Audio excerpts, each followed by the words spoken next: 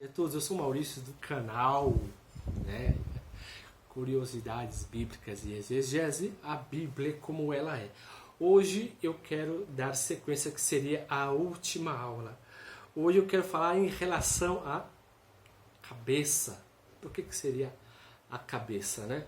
Verificamos, por exemplo, que as 22 letras do alfabeto hebraico se diz respectivamente à natureza ou ao corpo humano.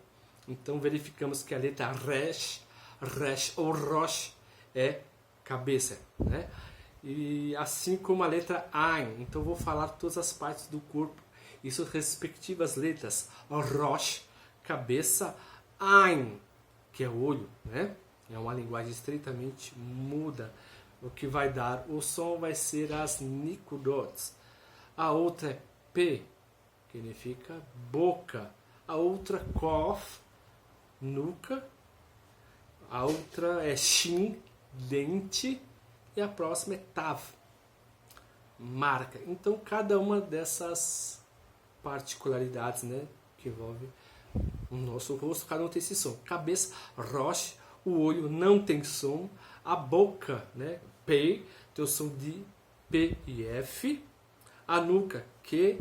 O dente tem o som de S, de um S, de dois S, S ou S, ou Sh. É como se fosse algo borbulhando. E Tav, que significa marca.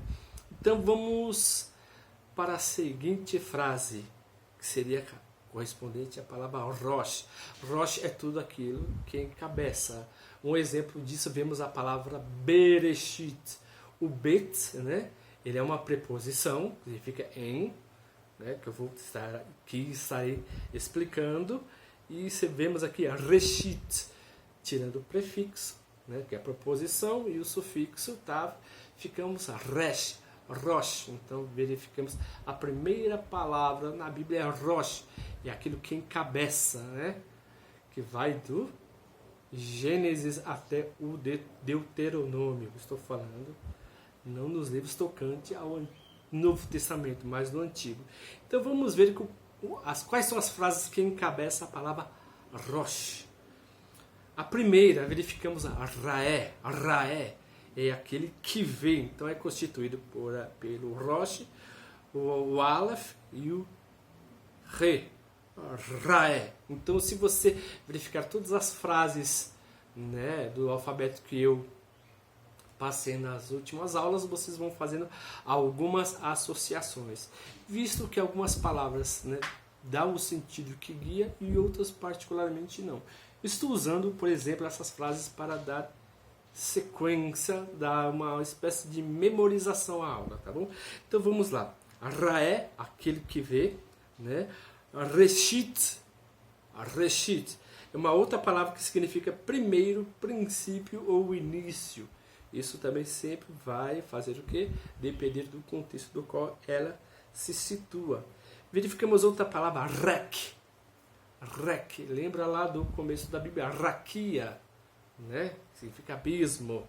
Né? Então a palavra Rek é vazio. Né? Você vê que vazio parece que se corresponde a uma espécie de abismo na cultura semítica, ao contrário da nossa. O vazio, ele vem do latim, que é nihilismo, que significa nada. Então, o vazio na cultura semítica é totalmente diferente da cultura ocidental, naquilo que significa vazio. Vemos outra palavra, ruar. Ruar. Você vê que é o patá bem furtivo, que significa vento ou sopro. A próxima seria Rosh. Rosh. Pastor, você vê, ó, porque o pastor é aquele que guia. A palavra Ra, que vem do Reit e do Ain, que significa mal. A palavra Ra, ela significa mal. Agora vamos a outra frase que significa a letra Ain, que corresponde ao olho. Vemos que essa frase ela não tem som, tá bom? E o que vai dar o som vai ser o que são as nikudots. São os sinais vocálicos, tá bom? Então vamos lá. A primeira significa Av. Av, por exemplo, com o Aleph significa pai, mas o Av com Ain significa vazio. A palavra avad significa ele trabalhou, né? Ou ele serviu. A palavra eved significa servo e escravo.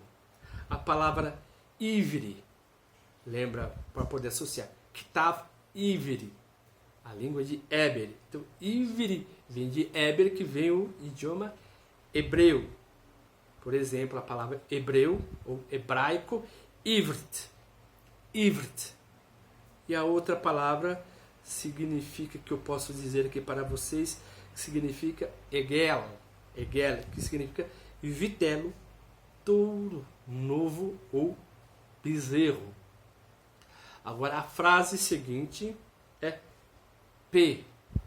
P. Você vê que tem um desenho da boca nesse olharmos nos idiomas picto-hebraicos. Porque quando eu estou falando aqui, são as letras, por exemplo, quadráticas, né? Então, verificamos, por exemplo, que na origem do alfabeto tem o picto-hebraico, o paleo-hebraico e o hebraico quadrático, que é escrito a Torá. Ok? Então vamos lá. Verificamos a palavra pear, que significa respirou ou soprou.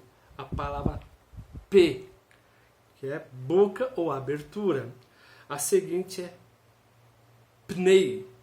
Pnei, que significa face. Quando eu falo alpnei, é diante de. Uma pessoa está na frente da face da outra. Então, alpnei, diante de. Né? Por exemplo, verificamos a palavra panim. Vemos que está o men sofite no final, significa rosto. E a palavra par, que significa bezerro ou touro. Verificamos, por exemplo, que aqui ó, par é touro. E também tem parat, que significa o feminino de touro. A próxima frase é kof. Kof, o acróstico, significa nuca. Vamos lá, que significa kavaf, né? Amaldiçoar. A outra palavra que verificamos, keruv, né? Guardar, que veio de querubim, que veio do hebraico kavar, que significa guardar, né?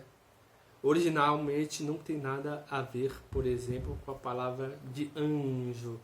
O anjo, por exemplo, ele era da cultura assíria, né? Que veio dos querubins, mas a palavra em si significa guardar. Mas o que os querubins guardavam? Isso seria um tema ótimo para a próxima aula. Verificamos aqui também a palavra kadosh, aquele que é separado, que é santo, ok? E verificamos também a palavra Kohelet, é o livro de Eclesiastes, que é o pregador. E vimos a palavra também Knar, que é canção fúnebre. Agora eu vou falar para vocês a última palavra, Shin, que é dente. Visto que o dente, quando você come, o que você faz? Você destrói a comida, né? Você está ingerindo, né? Ela vai fazer parte do seu organismo. Então verificamos algumas frases correspondentes. Vimos Sheol, que significa sepultura. Sheol não é inferno. Sheol é sepultura. Quando a pessoa morre, a pessoa vai para onde? Para a sepultura.